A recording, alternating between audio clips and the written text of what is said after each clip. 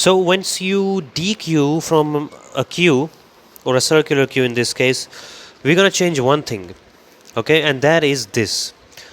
Remember, this is r plus 1 mod size, and if you watch the enqueue video, okay, we use this formula to enqueue. We're going to make one small replacement. We're just going to say f plus 1 mod with size. That's the formula we're using now. Okay, so it's like that, f plus 1. Now what f plus 1 does is that because we are dequeuing or deleting from a queue, when we deque, we increment f all the time. But there's going to reach a point in time when our f is going to be over here. And then if we want to increment, it's going to come over here, which we don't want. So that's why we use this formula, which is going to make our f wrap around till here. So when you are dequeuing, you want to check for a couple of conditions. One is, of course, this.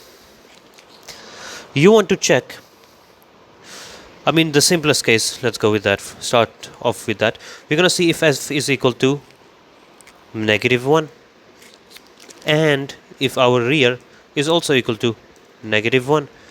If that's the case, it means that the queue is empty and we're trying to deque from an empty queue, and that's not going to work out. So I want you to return only. Okay, you can see out that queue is empty, but I'm just going to return. Else, if, okay, now things are getting a bit spicy, because I'm going to see if f is equal to r. Okay, and now if f is equal to r, it means that we are sitting with only one single element, because assume I have a 3 inside of this.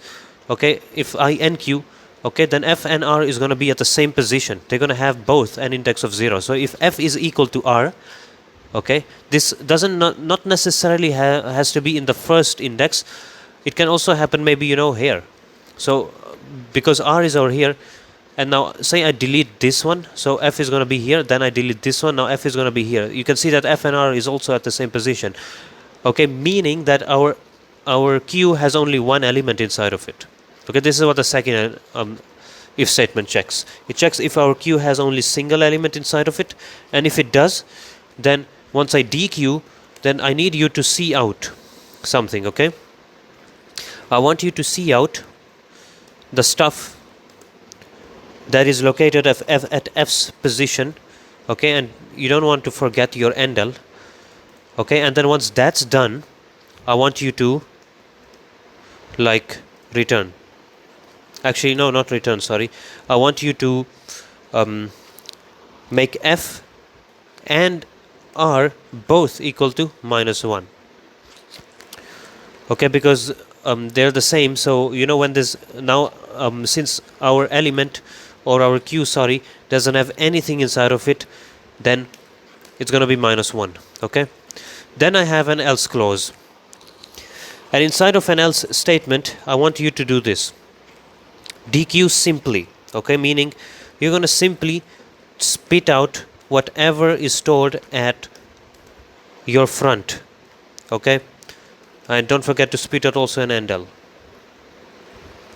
Okay, once you spit that out, then I want you to also write your formula, okay, which I told you. Where is it gone?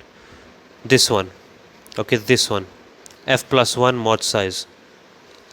Okay, so it's going to look like this: f plus 1 mod size, and you're going to make it equal to f, like that. Okay, so there's our deque function going. Okay, and yeah, so simple as that. If you want me to run this code, I can definitely do that. Let me just do it quickly. cq q, I'm going to put my q, I'm going to enqueue something inside of this, enqueue maybe 99, and then I want to do a deque as well, deque the 99. And basically I don't want this video to be long. So okay, so there's a mistake. Okay, one mistake is there. What's the others? As incomplete type cq. Okay, so what's that all about? I think should have been an integer there. Perfect. I think that's it, yeah. Okay, so what are we suffering from now? No matching function to call for. Okay, yeah, I get it. I get it. This should have actually been maybe, let me just put like 2. Okay, size of 2. Forgot about that. It's one of our previous videos. So yeah, you can see it works out perfectly. Okay, just forgot to use a parameterized constructor there because, yeah, else everything works fine. Thanks for watching.